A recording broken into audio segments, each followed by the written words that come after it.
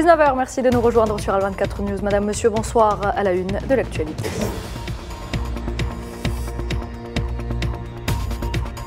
La relation entre l'Algérie et l'Arabie Saoudite au centre d'une audience accordée ce mardi par le président algérien Abdelmadjid Tebboune au chef de la diplomatie saoudienne, l'émir Faisal Ben Farhan Al Saoud. Les deux parties ont également évoqué le prochain sommet arabe qu'abritera Riyad le 19 mai prochain.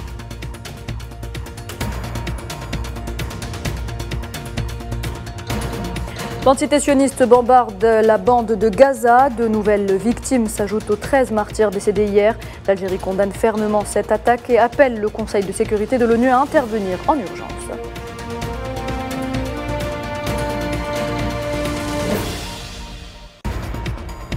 L'occupation marocaine du Sahara occidental est une violation du droit international. Le parti travailliste norvégien apporte son total soutien à la cause sahraoui.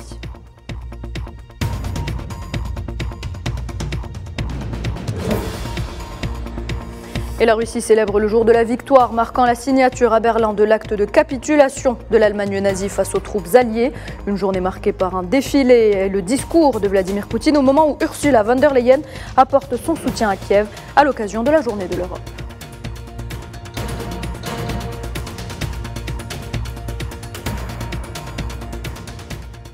Bienvenue à toutes et à tous si vous nous rejoignez. L'Algérie et l'Arabie Saoudite partagent une convergence totale de vues concernant les différentes questions d'intérêt commun et la coopération, la coordination existant entre les deux pays sert la sécurité et la stabilité dans la région arabe, mais aussi dans la communauté internationale dans un sens plus large. Le chef de la diplomatie saoudienne, l'émir Faisal Ben Farhan Al Saoud, a mis l'accent justement sur cette relation au sortir de l'audience que lui a accordée le président Abdelmadjid Tebboune ce mardi.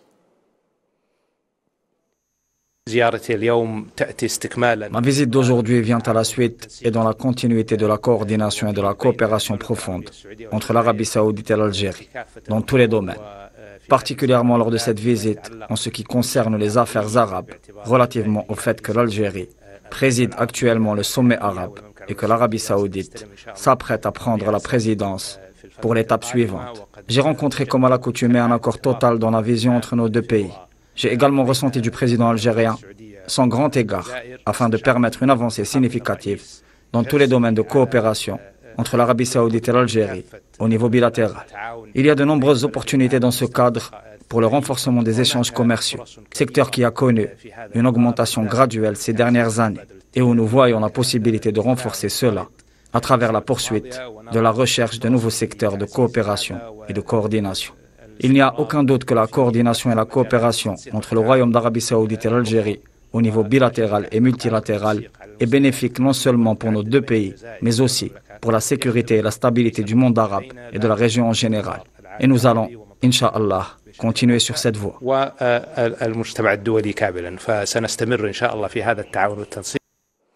L'entité sioniste fait de nouvelles victimes palestiniennes, 15 martyrs au total, dont des femmes et des enfants. Des avions de combat de l'occupant ont ciblé tôt ce matin un certain nombre de maisons et d'appartements dans des villes au centre et au nord de la bande de Gaza. Commentaire Neila Et Hamouda, récit Mohamed Amin Aberkan.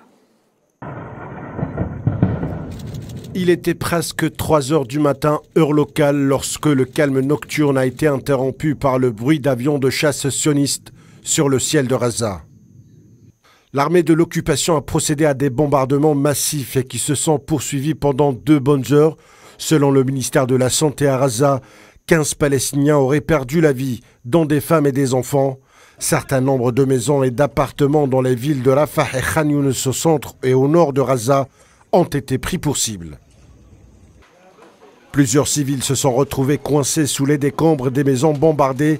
Des dizaines de tonnes d'explosifs et plusieurs missiles ont été largués sur différentes zones de Rafah et de Beit Hanoun. Les réactions ne se sont pas fait attendre.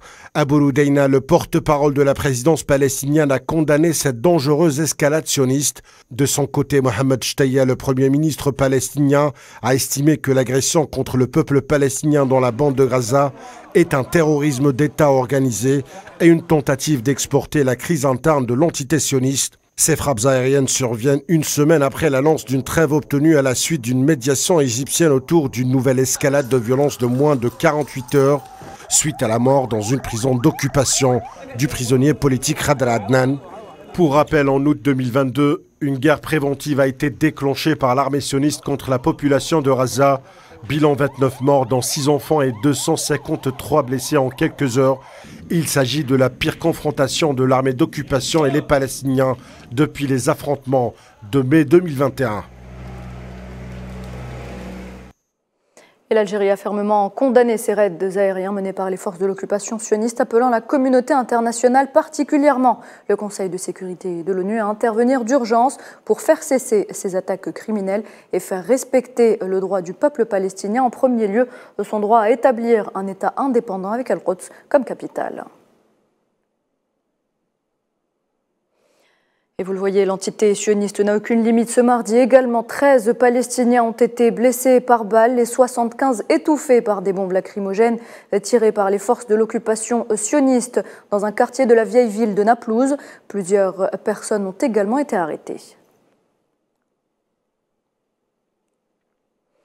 Autre peuple opprimé, le peuple sahraoui qui subit la répression de l'occupant marocain. Le parti travailliste norvégien a d'ailleurs rappelé lors de sa conférence nationale qui s'est tenue du 4 au 6 mai au centre des congrès d'Oslo que l'occupation marocaine du Sahara occidental est une violation du droit international, considérant que le territoire doit maintenant accéder à l'indépendance.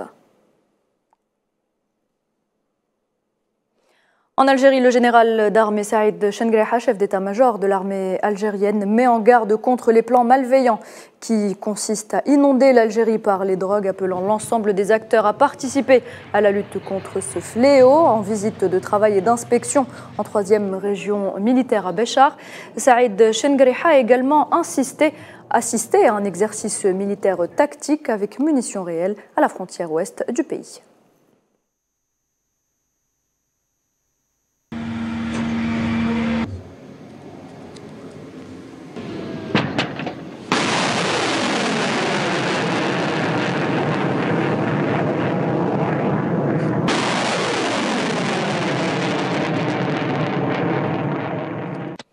Lutte contre la corruption, toujours en Algérie. Le groupe pétrolier algérien Sonatrach a signé ce mardi un document en ce sens. Le groupe adopte une politique de tolérance zéro vis-à-vis de la corruption sous toutes ses formes et dans l'ensemble de l'entreprise.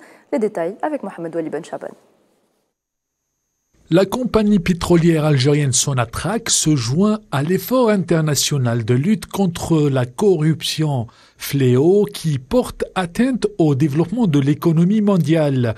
Le géant de l'énergie a signé ce mardi un document portant politique et code de conduite anticorruption en conformité avec les exigences de la norme internationale ISO 37001 relative au système de management anticorruption.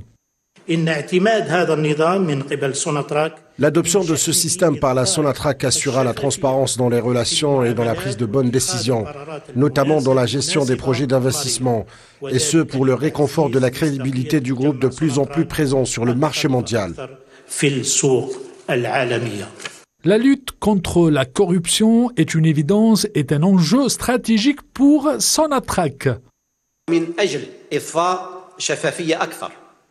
Pour garantir plus de transparence, le groupe Sonatrach a adopté une nouvelle politique pour la lutte contre la corruption. Cette politique instaure un contrôle rigoureux et assure une gestion transparente dans diverses activités du groupe. Et par l'application d'une politique de zéro tolérance envers toute forme de corruption, et ce pour éviter toutes les mauvaises pratiques afin de préserver la réputation du groupe Sonatrach.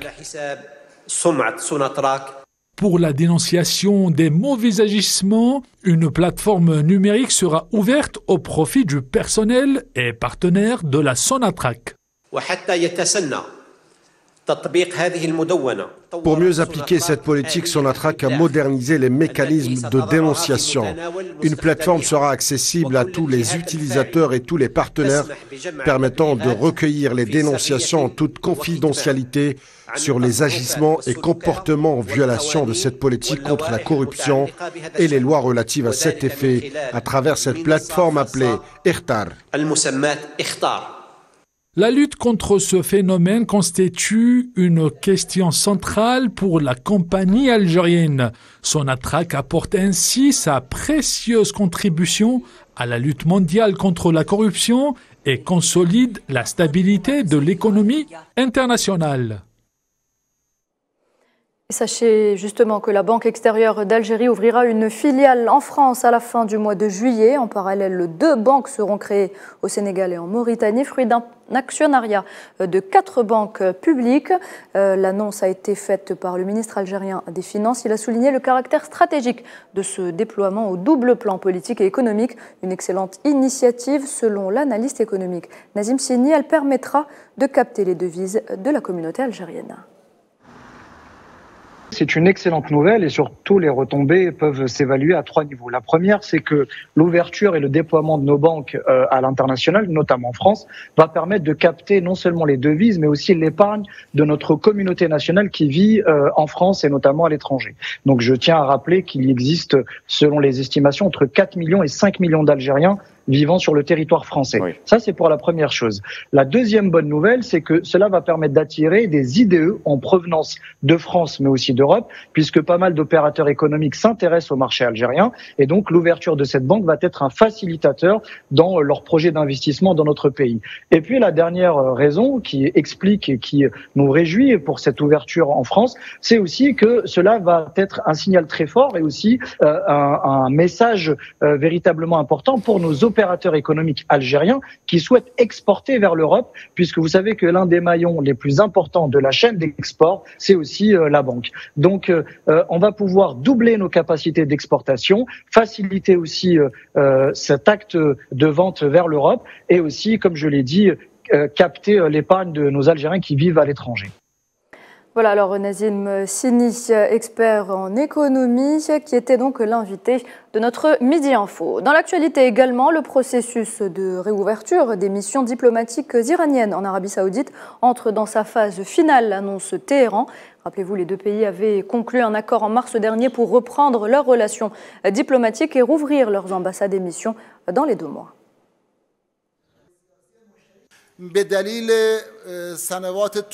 En raison de la fermeture prolongée des missions diplomatiques et du vieillissement de la structure des bâtiments et des équipements internes, nous avons besoin de plus de temps pour préparer la réouverture de ces lieux. L'Iran espère que ces obstacles pourront être résolus dans les plus brefs délais pour assister à l'ouverture officielle des ambassades et consulats des 2 pays. Et nous en sommes très positifs. سفارتخونه‌ها و سرکنسولگری‌های 2 کشور باشیم روند رو ما در مجموع مثبت. La Russie célèbre ce mardi le jour de la victoire, marquant la signature à Berlin de l'acte de capitulation de l'Allemagne nazie face aux troupes alliées. Et comme de coutume, un grand défilé a été organisé à Moscou. Cette journée a également été marquée par le discours du président russe.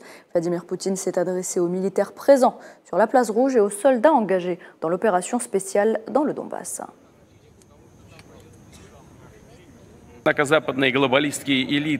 Aujourd'hui, la civilisation est à nouveau à un tournant crucial. Une véritable guerre a de nouveau été déclenchée contre notre patrie.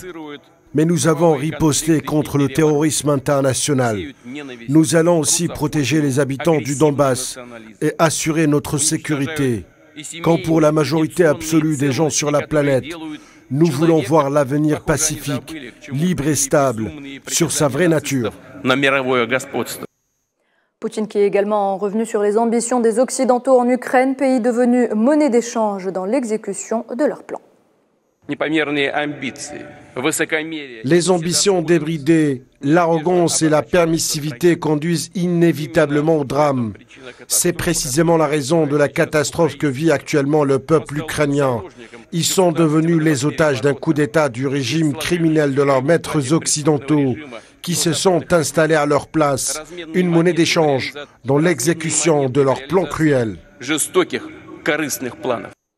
Et pendant ce temps, Zelensky et von der Leyen se sont retrouvés à Kiev pour célébrer la journée de l'Europe, l'occasion pour le président ukrainien d'exhorter l'Union européenne à se décider à ouvrir les négociations sur l'adhésion de l'Ukraine.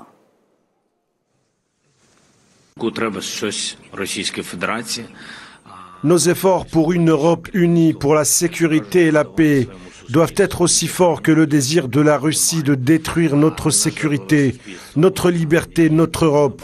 nos valeurs, notre sécurité, notre bien-être, la sécurité sur le continent. Tout cela ne peut être réalisé à 100% pour l'Europe qu'avec l'Ukraine. Aujourd'hui, je tiens à remercier Ursula pour la volonté de l'Union européenne de fournir à l'Ukraine les munitions dont elle a tant besoin. 1 million d'obus pour l'artillerie. Et la présidente de la Commission européenne a saisi l'occasion pour évoquer le transit de céréales vers l'Union européenne. La priorité immédiate est maintenant que le transit des céréales se déroule de manière transparente et au moindre coût possible en dehors de l'Ukraine vers l'Union européenne. Cela nécessite une coopération très étroite des différentes parties prenantes. Par conséquent, nous mettons en place conjointement une plateforme de coordination afin de permettre à ces couloirs de solidarité de fonctionner à nouveau pleinement. C'est important. Après l'expulsion d'un diplomate chinois par Ottawa hier, Pékin réplique en déclarant persona non grata à la consul du Canada à Shanghai. En vertu de cette décision, la diplomate canadienne a jusqu'au 13 mai pour quitter Shanghai. Ottawa accuse de son côté le diplomate chinois d'avoir tenté d'intimider la famille d'un député.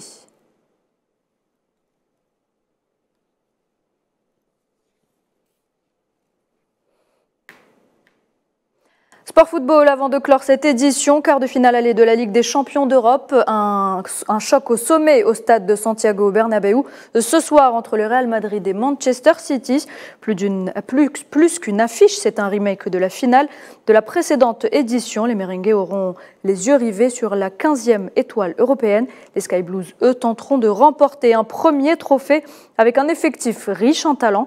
Carlo Ancelotti et Pep Guardiola, les deux entraîneurs, se sont justement exprimés en conférence de presse sur ce choc très attendu.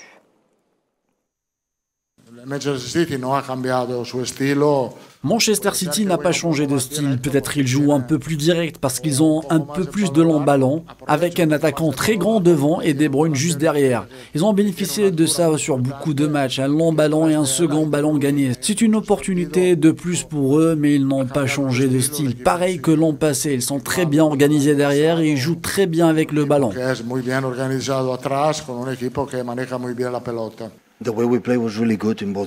Nous avons très bien joué lors des deux matchs, mais ce n'était pas suffisant. Le passé, c'est le passé. Nous ne sommes pas ici pour prendre une revanche. C'est juste une nouvelle opportunité. En tant qu'entraîneur, je pense qu'un jour nous y arriverons à gagner la Ligue des Champions. Un jour nous atteindrons la finale et nous la gagnerons. Nous venons ici pour le faire cette saison. Et le vainqueur de cette double confrontation défiera un club milanais puisque les deux équipes s'affronteront dans le derby della Madonnina demain, mercredi à Milan. Quart de finale toujours, mais cette fois-ci dans une toute autre compétition. Quart de finale de la Coupe d'Afrique des Nations des moins de 17 ans. Algérie-Maroc demain soir à 20h au stade Hamlaoui. Les Verts ont l'occasion de faire d'une pierre deux coups, une place en demi-finale du tournoi et une qualification pour la finale pour le mondial de la catégorie. Salah Faisal. Après l'élimination du Cameroun, tenant du titre, un nouveau champion sera couronné lors de la Coupe d'Afrique des Nations des moins de 17 ans, qui se tient en Algérie. 8 équipes sont en lice pour le sacre continental. L'enjeu est énorme, la concurrence est rude. Les vainqueurs des quarts de finale représenteront le continent africain à la prochaine Coupe du Monde de la catégorie. Les quarts de finale seront décisifs pour l'avenir des 8 sélections et pour le futur valeur marchande des joueurs. L'affiche de ce tour opposera mercredi à 20h l'Algérie pays hôte au Maroc au stade Chahid Hamlaoui de Constantine. Les protégés d'Al Skirman ont déjà une idée sur leurs adversaires. Les deux nations se sont affrontées en finale de la Coupe arabe le mois de septembre dernier. Les Algériens ont eu le dernier mot. Les coéquipiers d'Anatov ont soulevé le trophée. L'Algérie s'est qualifiée en tant que deuxième du groupe A avec 4 points. Une victoire face à la Somalie, une défaite contre le Sénégal et un match nul contre le Congo. Tandis que l'équipe de Saïd Chiba s'est qualifiée en tant que leader du groupe B avec 6 points, 2 victoires et une défaite lors du dernier match face à la Zambie. L'atout de l'équipe algérienne est nommé Muslim Anatov, à l'allure d'un Neto Samuel, 3 buts en 3 matchs, de la lucidité, du talent et une bonne vision sur le terrain. Le meilleur joueur de la Coupe arabe aura la possibilité d'améliorer son compteur de buts et d'être seul leader au classement des buteurs de la CAN. De l'autre côté, les coéquipiers d'Ait Boudlel disputeront leur 3e match à Constantine après les 2 victoires réalisées en phase de groupe. Dans la ville des ponts suspendus, les Verts seront soutenus par leurs supporters. L'objectif est clair et bien tracé, figuré dans le dernier carré de la compétition. C'est la fin de cette édition. Merci de l'avoir suivi. Très bonne soirée.